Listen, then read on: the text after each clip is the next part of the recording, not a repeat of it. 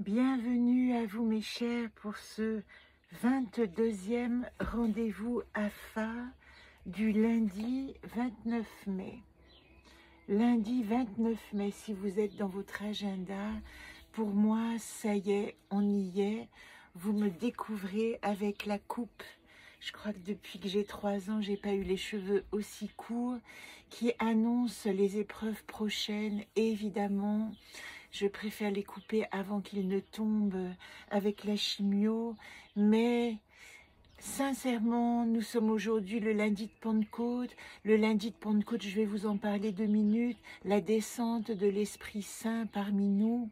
Et je crois que c'est le moment ou jamais d'activer cette lumière, quoi qu'il arrive, quelles que soient les épreuves. Un lundi de Pentecôte, c'est un lundi qui nous dit que après ces 7 semaines, je vous ai accompagné avec votre petit agenda tout au long de vos 7 semaines de chemin de Pâques jusqu'au jeudi de l'Ascension, qui expliquait que voilà, Jésus, la symbolique de Jésus, allait remonter et prendre place aux côtés de son Père, le Créateur. Et puis, 10 jours après, il redescend, c'est l'Esprit Saint qui redescend pour dire « Je peux faire alliance avec la matière ». Et dans cette vision absolument symbolique, encore une fois, rien de religieux là-dedans, j'ai envie de vous parler évidemment de qu'est-ce que c'est la Pentecôte pour nous, comment est-ce qu'on peut vivre cette Pentecôte. Pentecôte, c'est lié, l'origine du mot Pentecôte, ça veut dire 50e, donc ça veut bien dire que c'est le 50e jour après Pâques. Voilà pourquoi ça s'appelle le lundi de Pentecôte. C'est la descente de l'Esprit Saint parmi les 12 apôtres et parmi aussi 120, dit-on, personnes présentes qui vont voir, qui vont pouvoir être témoins que cet esprit, notre part spirituelle, peut s'incarner dans la matière. Voilà la vision absolument magnifique. Alors, dans la religion juive, on a aussi ce qu'on appelle le Shavuot, qui est la réunion des Juifs au mont Sinaï, où il va naître le livre de la Torah, les enseignements de la Torah. Ils sont réunis. On dit aussi que, là, je vous dis ça en global, mais parce que j'ai envie que vous appreniez plus l'esprit de la Pentecôte avec moi que la symbolique religieuse. On dit que c'est aussi le début de l'Église, que c'est à ce moment-là, au moment de la prise de conscience de la Pentecôte, que on peut prendre une décision de mettre dans un temple incarné toute cette dimension invisible de notre être. Voilà de quoi ça parle la Pentecôte.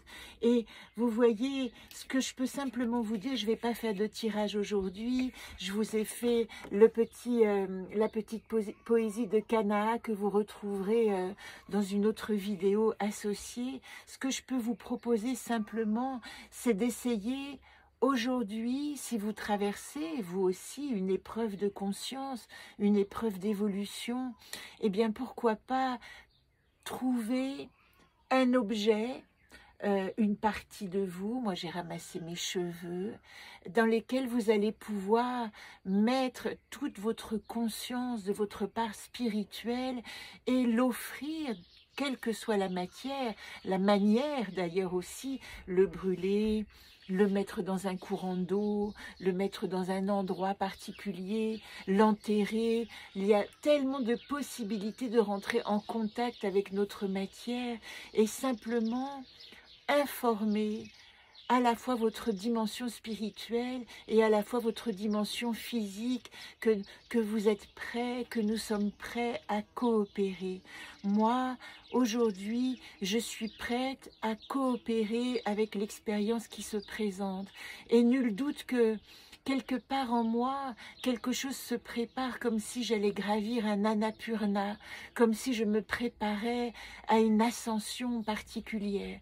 Je vis cette rencontre avec, j'ai appris, je ne vous ai pas parlé d'ici là, mais je l'ai appris que la semaine dernière, que je devais passer par la chimiothérapie, donc de toute manière que c'était un petit peu plus compliqué, difficile et invasif que prévu, et tout à coup, à part la sidération, en dehors de ces moments de peur qui jaillissent, ben j'ai envie de témoigner avec vous de cette ascension, de ce pèlerinage que je suis en train de préparer, déjà en coupant mes cheveux, en me préparant à ce nouveau visage, à cette nouvelle forme, à cette nouvelle identité au monde. Je vous raconte tout ça, j'ai rien préparé, on est lundi après-midi, mes cheveux ont été coupés à 14 heures, j'ai marché, j'ai réfléchi, j'ai pensé à ce que je pouvais partager avec vous. Je voudrais simplement, si vous me suivez, vous inviter à aller regarder mes petits chapitres que je poste tous les jours sur mon Facebook d'artiste, Anaka Artiste, et qui racontent jour après jour ce pèlerinage que j'entreprends, ce témoignage du moment présent, du minuscule moment présent de l'existence et qui donne toute sa valeur, toute son importance, toute sa nécessité de conscience que chaque moment est bon, est fort, de vie, de présence au monde est un cadeau incroyable. C'est ça que j'ai envie de partager avec vous.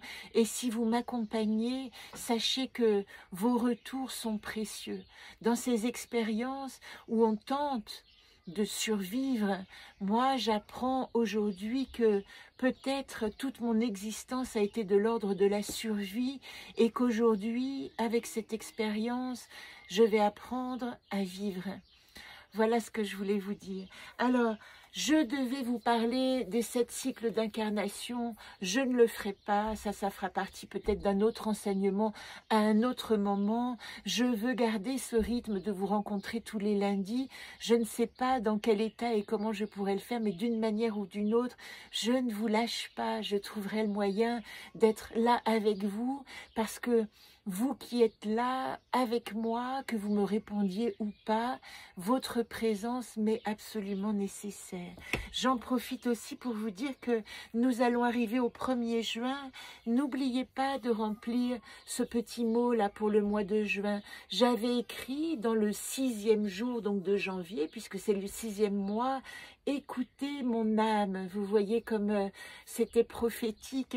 Et je suis heureuse de rentrer dans cette dimension-là. Je vous dis aussi que le 4 juin, donc vous voyez, nous allons arriver au mois de juin très rapidement maintenant. Hein. Nous allons aussi faire le tirage des déesses le 1er juin.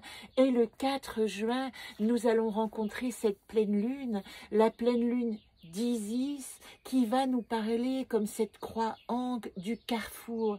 Si vous arrivez à un carrefour de possibles, notre libre arbitre, votre libre arbitre, c'est le choix non pas de ce qui est là, mais le choix de la direction que vous pouvez prendre au sein de cette proposition.